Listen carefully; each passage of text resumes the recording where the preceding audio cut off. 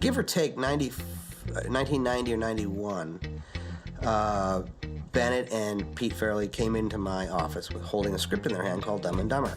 And they said, this is the funniest movie, we really love it, we really have a lot of confidence that it's going to be really great, and would you read it? And I took it home that night and I read it, and I remember I laughed out loud a lot. I like it a lot. Uh-oh. And of course I called them up and said, look, I really, really would like to be involved in this. It's okay! I'm a limo driver! As a producer. And they said, great, let's try to do that together. And that set our sort of new relationship. And it just got turned down and turned down and turned down by every studio and every executive.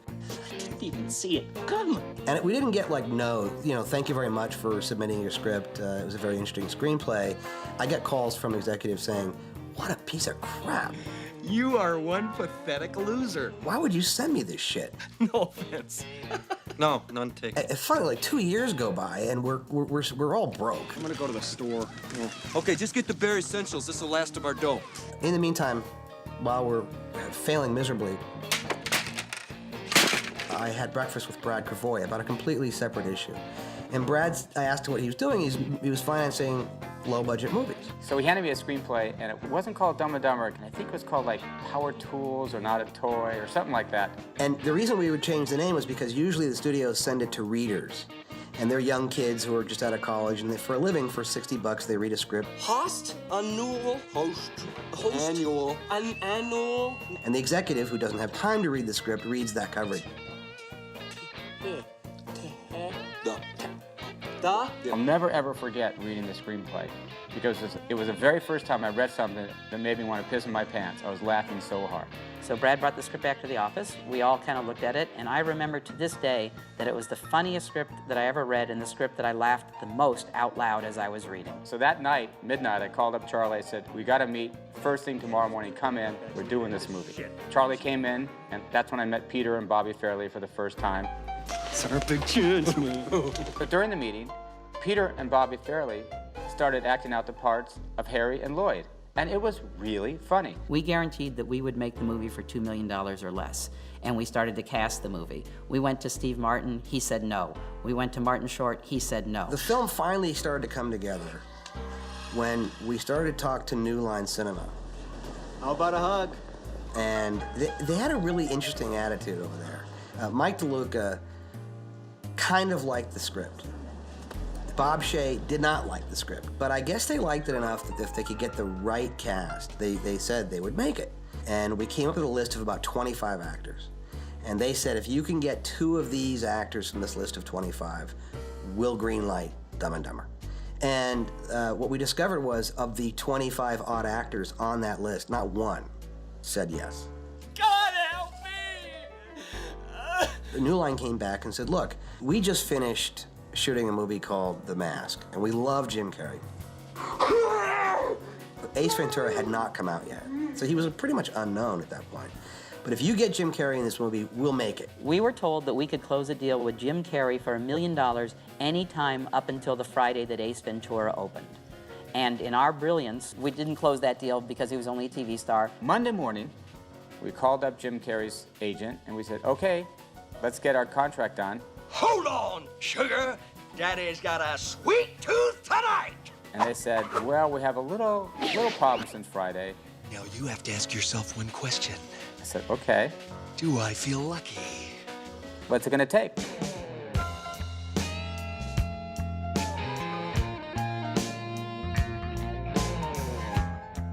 New Line said, finally, get Jim Carrey. We got Jim Carrey, and then Pete said, okay, I want Jeff Daniels for the other part. There was just something about it. I remember reading the script with this friend of mine, and I was gonna go read for it, and I said, is this funny?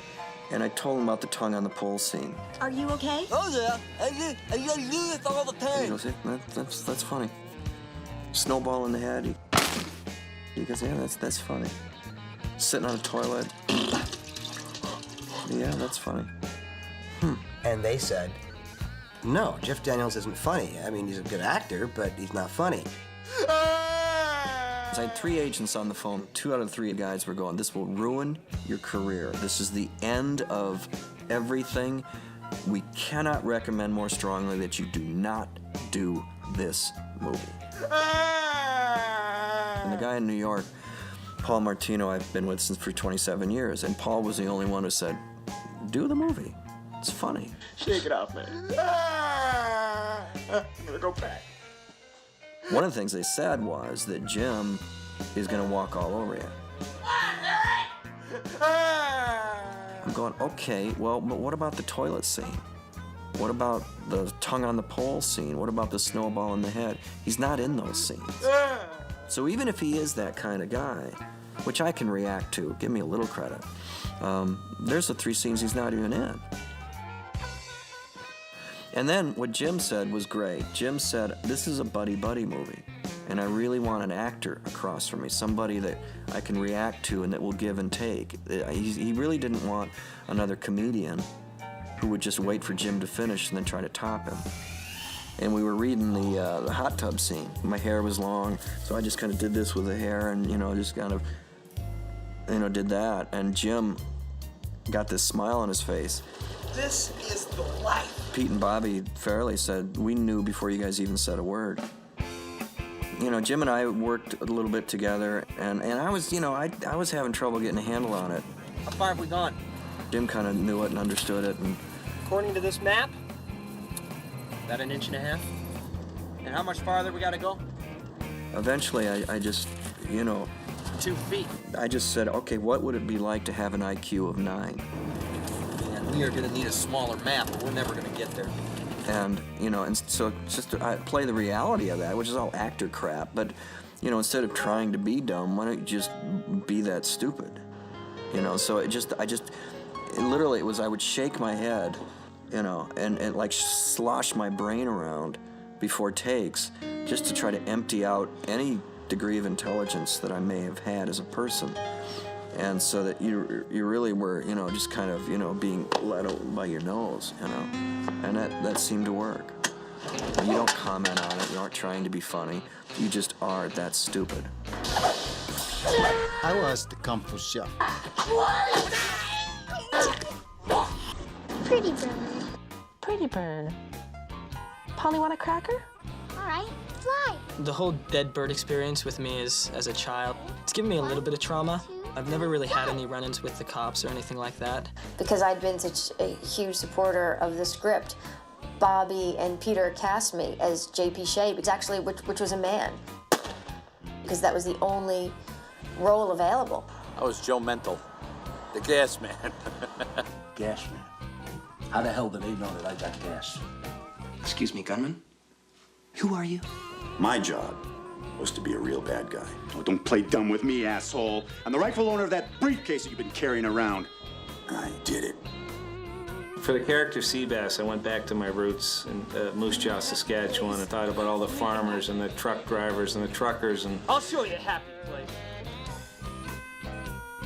And, of course, with the right wardrobe, it was somewhat easy to get into that character.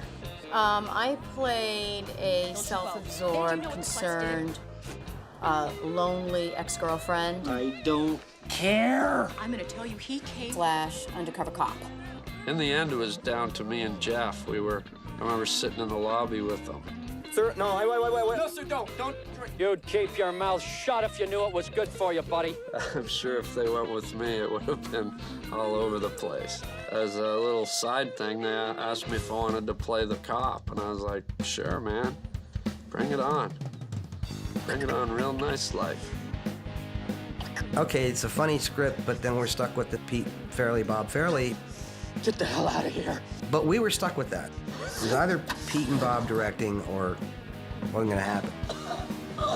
The Fairleys are they're just so much fun. They're just so passionate and enthusiastic about what we get to do today. You have to imagine a couple of guys from Rhode Island doing a Hollywood movie, the big budget movie, just calling the shots and conspiring to like blow people's minds all day long. Pete and Bob wanted to try certain things, and again, people really objected to the whole idea of doing a lot of the stuff we wanted to do. Well, I think their comedy style is a lot of the things that guys will hang out when they're hanging out in a bar or at a sports game will talk about and do. To go look at the fun bags on that hose hound. But the idea was to just go ahead and shoot it. It's just they always, how far can we go? Where's the line? Let's cross it. The Farrelly brothers are like that. They're this constant kind of searching for would it be funnier if we came in having a sword fight and then hat, boom, boom, pow, you know, all that stuff. It just kept adding and adding and adding. It did milk a scene as much as they could, and then when they felt they'd got everything that they could imagine and put their heads together. Anybody else? We try to shoot the first 2 takes of any given setup script. And then we'll say, oh, guys, go crazy, do whatever you want. We got it, and we know we got it in the can. Why don't you guys go ahead and do whatever the hell you want? Look, man. Oh, that's real attractive. What? I'm Dionne Warwick on the Psychic Friends Network. They were open to any good ideas. If they were entertained by it, they'd be willing to film it. I believe in this. It has helped me. Who's Dionne Warwick? Some chick. The Pretty Bird was written in the script, but I took the liberty to improvise, and Polly wanted... Cracker? He's good birdie. It was all me. They initially just asked me to do the lines as they were in the script. Are you boys aware that it's against the law to drive around with an open container of alcohol in the state of Pennsylvania?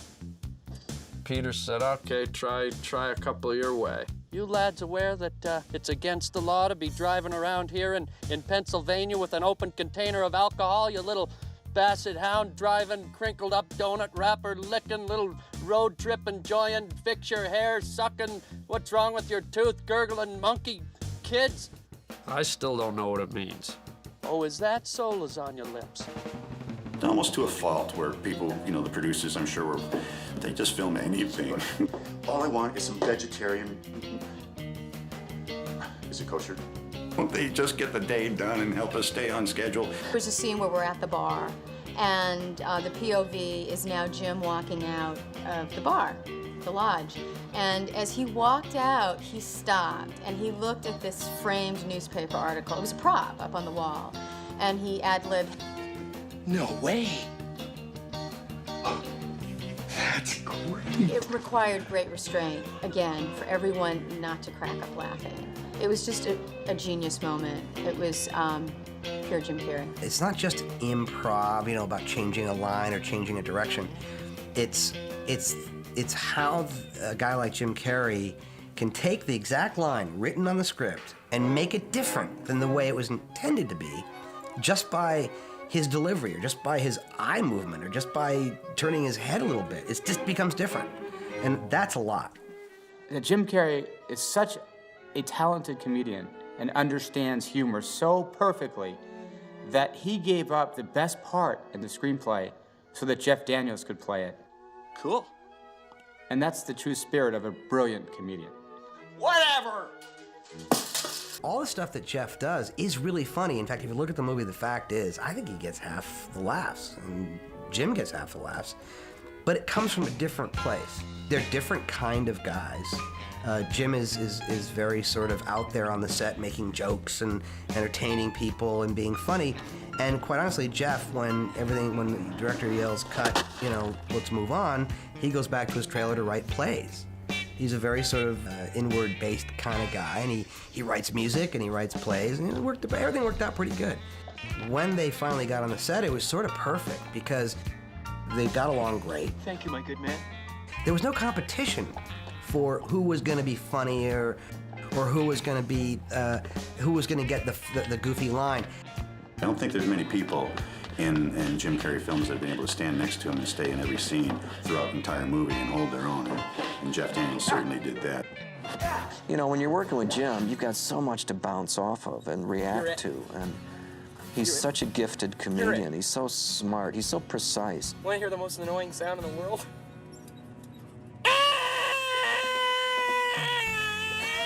Somebody to react to that and bounce off of that. It was easy. He made it easy. It was all about whatever happens, keep going, because it could be great. The magic on the set between Jeff and Jim was a chemistry. It was not an intellectual issue. They just got together and did it. They fit together so well, and I think that's why the film was so successful ultimately, was the chemistry between Jim and Jeff. There's an old saying, a movie's never as good as its dailies or as bad as its first cut. But you get a feeling, and the feeling on the set as we were making Dumb and Dumber is that we were making something that was going to be really good and that we were going to be really proud of. I can tell you the truth, I never, during the making of the movie, even during the editing process, ever thought, wow, this is going to be a big hit. Dumb and Dumber's a classic movie, groundbreaking film. And when I say groundbreaking, most people watch it once, go to Home Depot, grab a shovel, dig a hole in their backyard and bury the goddamn thing. Well, Dumb and Dumber is an anomaly. I mean, no one quite understands how such juvenile humor attracts the CEO of a corporation. And they're not ashamed to tell you that they love Dumb and Dumber. They'll ask me if I'm really blind. They'll ask me if the bird was real. And I just have to kind of look at them and wonder, what is wrong with you? I'd be playing, I'd be actually on the ice, and I'd hear from the other team's bench people yelling Seabass or kick his ass, Seabass. Oh, you're that Kung Fu chef. Wow, you know, all those movements and all those words, yeah. Clint Eastwood came up to me and said that happened to him.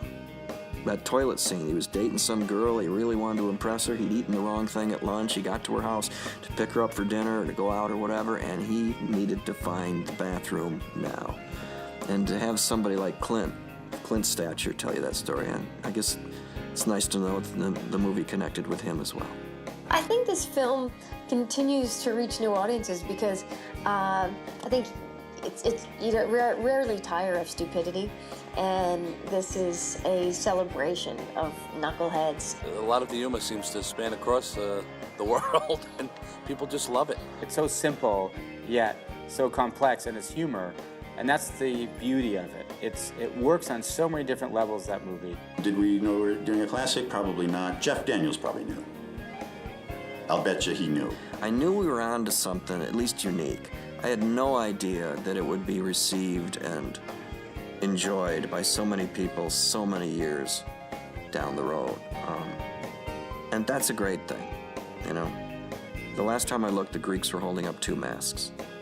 And comedy should be on an equal level with drama. It really should. And whether you're sitting on a toilet or, you know, doing Shakespeare, funny is funny.